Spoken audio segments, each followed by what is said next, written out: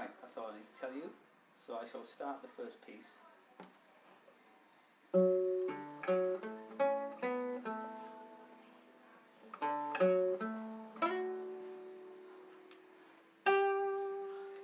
Like a thought, a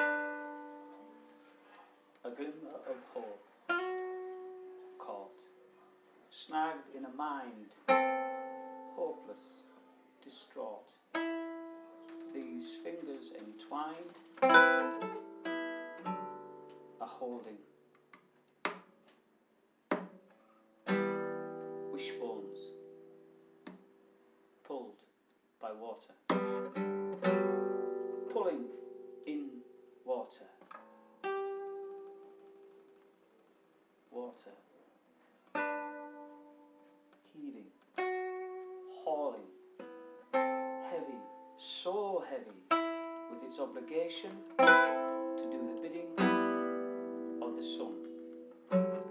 Our sacrifices to that star. Not just generations to come. Our sacrifices to that star have begun their great unfolding. These hands holding, fingers entwined, though not accompanying a prayer. No, they haven't got one. Both belong to a different pair, and like in so many memories, the smaller hand is more held than holding. Like when every step was like a leap, supporting the balancing on one tiptoe, ankle deep in bubble bath.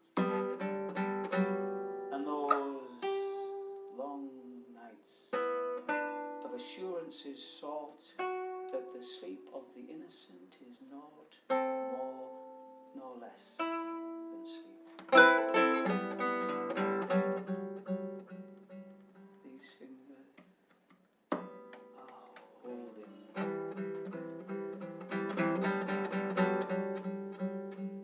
Like a thought, a precious memory, wrought, set in a mind hooded to distort.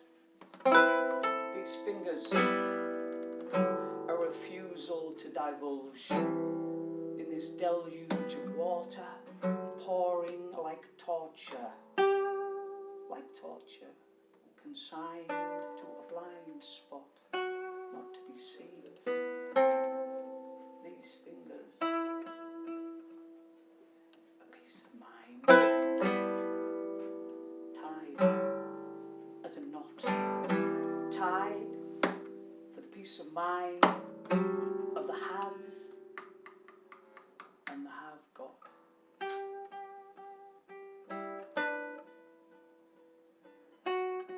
So take care, waiting to cross that busy road.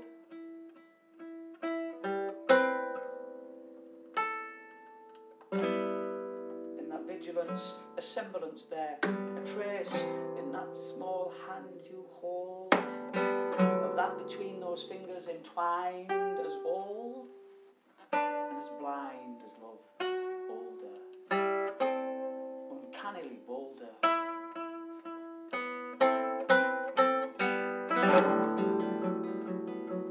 The terror entwined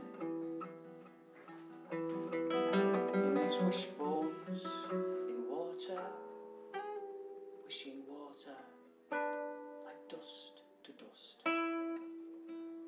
The sun has got his hat on for the parade of the returning from our burning to the earth's trust.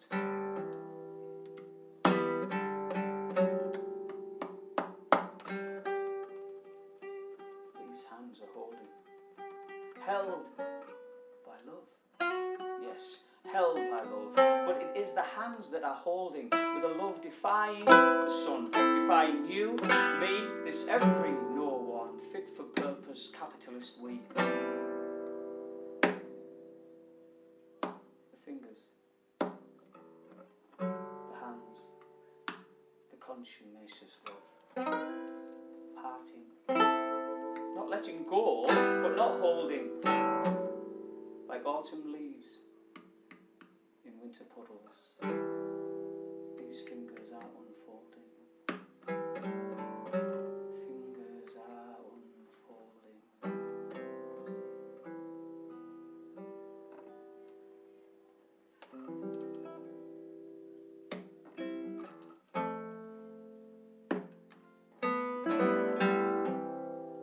Water wishes water like dust to dust. The sun has got his hat on. Is it made of the earth's crust?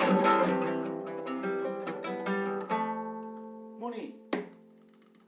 The conspiracy that has us believing that we are the theory not to be believed. Our credibility relieved of its duty to make believe our truth is beauty. Not just to be seen, to behold, but to be cherished in the common fold. Have we been dangling so long on the end of this line that we've been sold that there's no such thing as the common fold? That we can no longer be bold? Now that life is the penalty? If life is a penalty, are we really dying? Or just living? And if giving is receiving, can we make the truth and stop believing? Money, the conspiracy. Money, a performance-enhancing substance that's put us in our place in the closing stages of our race. And it must have felt so much like it all just begun after that last world peace was won. Never again for money to reign in the absolute, with the power to mute, to degrade, to starve into submission, decency, humanity and dignity for the sake of money's silent partner, fascism. Money, the conspiracy. Okay, I know that's not quite correct, but it does rhyme with alibi. It wasn't you or me. How could it be we? Surely not I.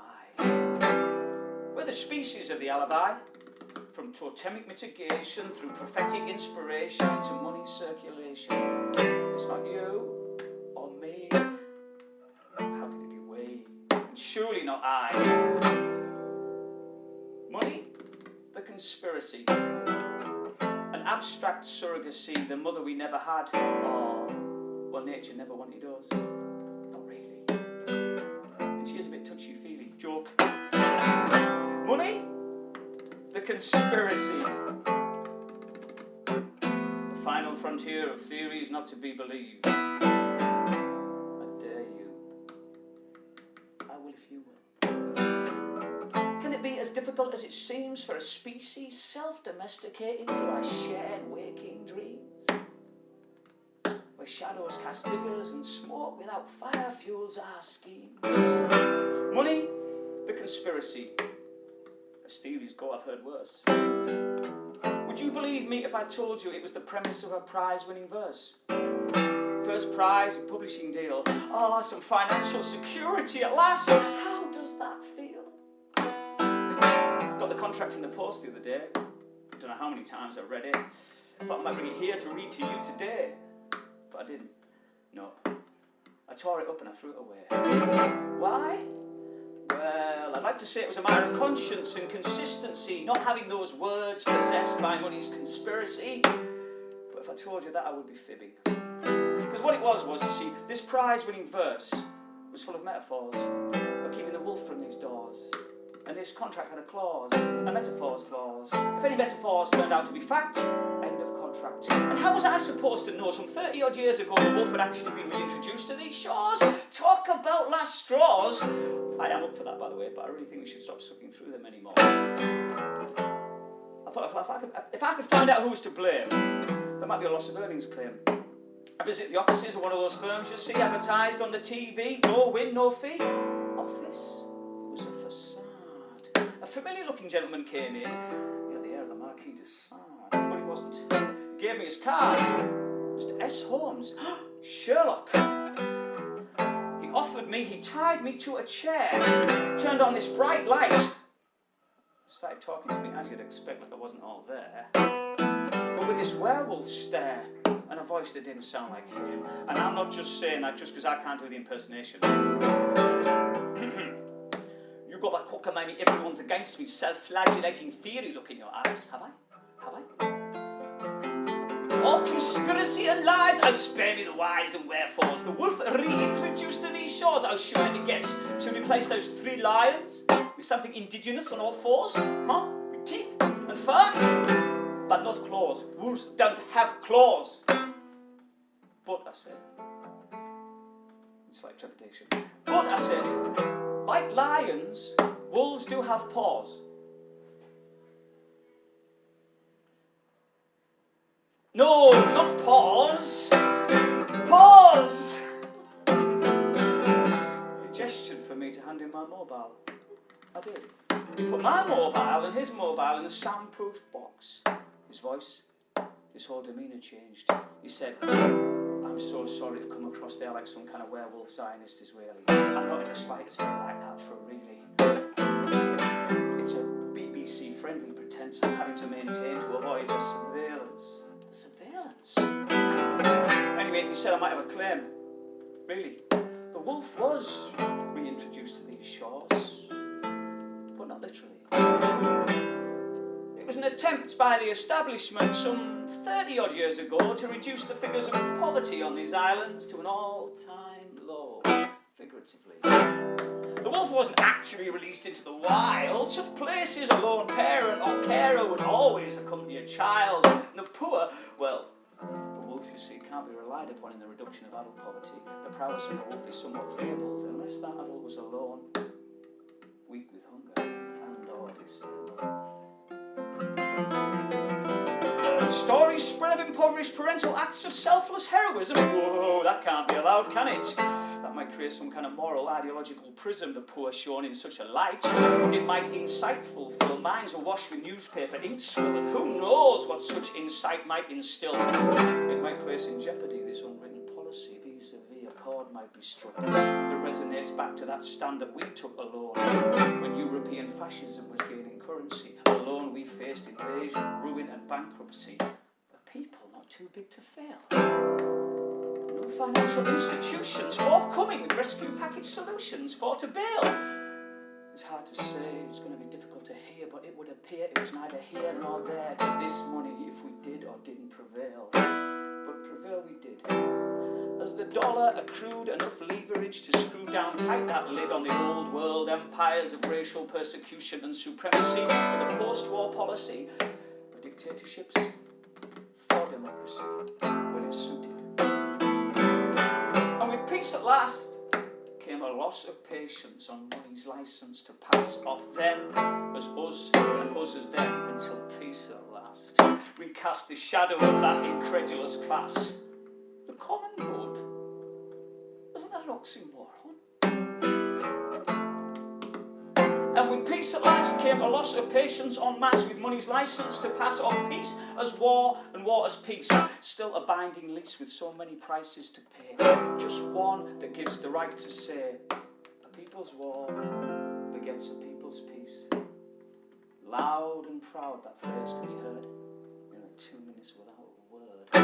At the annual memory letting store, 2 minutes silence, downloadable as a ringtone.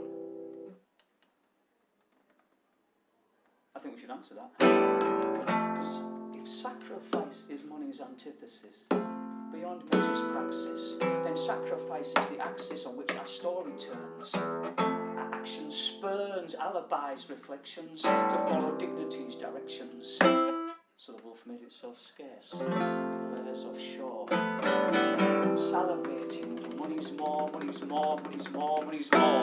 Across the pond waiting, breath baiting, laid in wait for that wartime sense of predation to abate. And the wolf laid in wait for a generation to translate sacrifice through pomp and ceremony's bait. Pitter patter, pitter patter. Comrades in arms, in the mouths of our leaders, minus the munitions, that expression quickly begins to lose its charms. Comrades in arms, they relish that phrase, and how it embalms heroism's enflamed cooperation as war, just as war, as nation, just as nation. Pitter patter, pitter patter. Those sacrifices that were made, did they have a half-life of 30-odd years before they began to fade into a background sound, only to be heard in those 2 minutes without a word? Pitter patter, echoed those paws through the banks, the courts, the governments, the orphanages' corridors. I heard the royal prerogative was used to get around those draconian child protection rules, or wolves were released into schools. Not all schools, of course. That might lead to a spate of divorce amongst bankers and their MPs. They can deal with that exemption being used to increase school fees. Because what is money for, if not to keep a wolf from money's door? A half-life of 30-odd years. Let's remember to forget. Let's remember to let go. Yeah, it was all probably just a guileless collective loss of memory. No unwritten policy, no conspiracy. The establishment were just wary of their media chums mocking bylines and sniggers. Nothing sinister, like avoiding coming on TV to make denials like, these wolves are merely nursery rhyme figures. I don't recall when I was a young man any stories on the local or national news of wolves disembarking with expressions on their faces like they've got nothing to lose, seeking out the vulnerable while wandering up and down our beaches. Well, that couldn't happen, could it? Because we would fight them on them, wouldn't we? So history teaches, in those iconic speeches, with layer upon layer of that plural possessive adjective that reaches to create a sense of commonality, whose, that beseeches time to be a reality possessed of a self-possessing power. Our time? As if time was rebooted for those for whom it had previously suited. Time to be instituted in its passing solely in the amassing of fortunes, pillaged and looted, money made in the shade of the Empire's parade, handing out flags, poised to wave. First comes the shallow grave, followed by the sounds of the mass grave. Oh, there's the regal wave, for the fly swan passed in close formation of early grave after early grave after early grave after early grave after early grave after early grave after early grave after early grave. Cheer for the unmarked grave, there, forever, somewhere. And a courageous attempt at a wave, oh, and a cheer for those taking up the rear, the pauper's grave. Eyes to the right for money's crusade that converts to degrade life, to dig its own. Under the imperial, searing, never-setting sun. Suddenly time became one. Our time. Our finest hour. So far?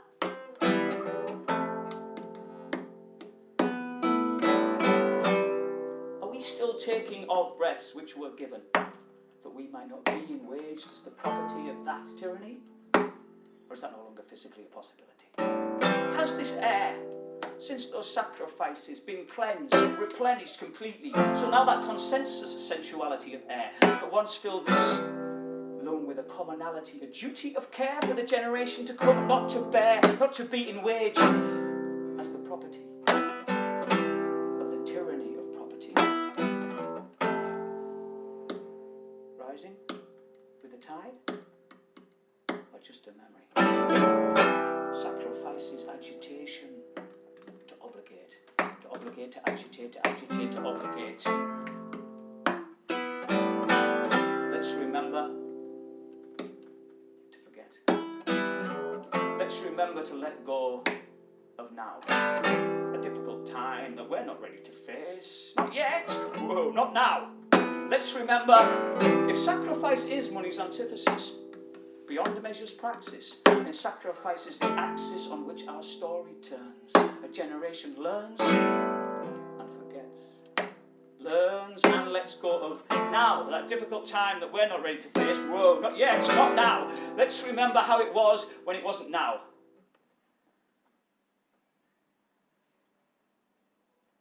Yes! Oh, just me then. When it wasn't a time of regret. Remember remembering wasn't done to forget, it was how the present and the future met. In a resonance of remembrance beyond ceremony, shared losses antidote to war's alchemy.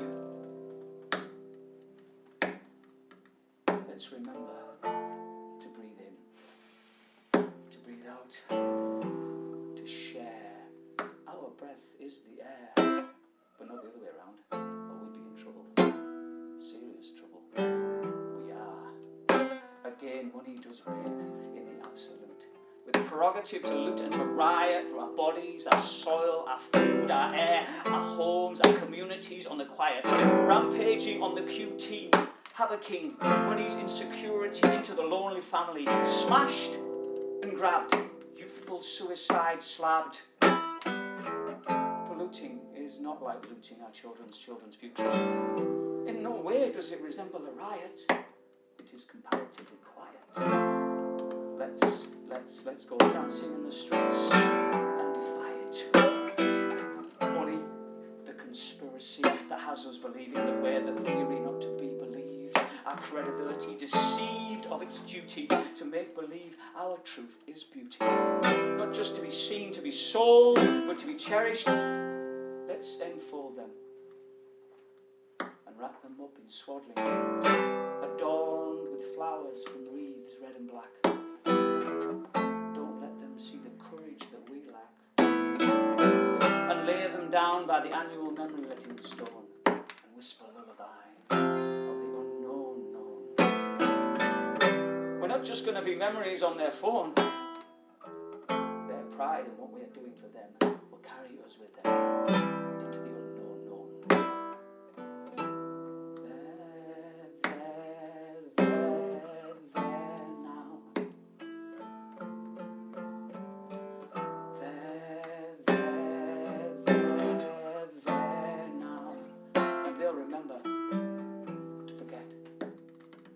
They'll remember to let go of now, that difficult time that we're not ready to face. Not yet. Not now.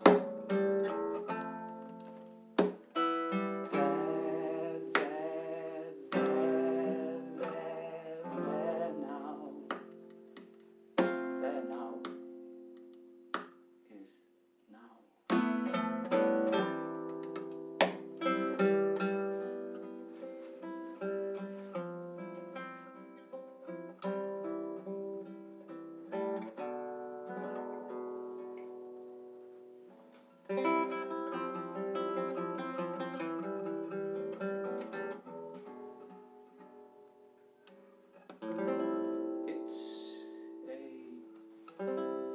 Gigantic, dismembered finger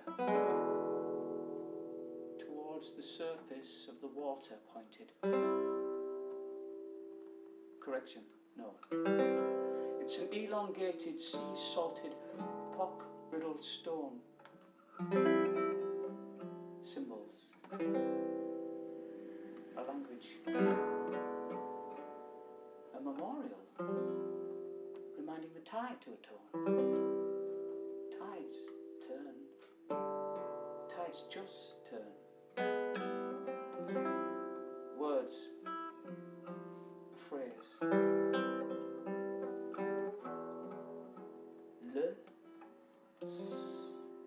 We forge it. Let's we forge it. Let's we forget. Let's we forget.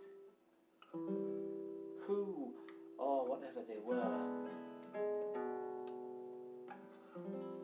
their past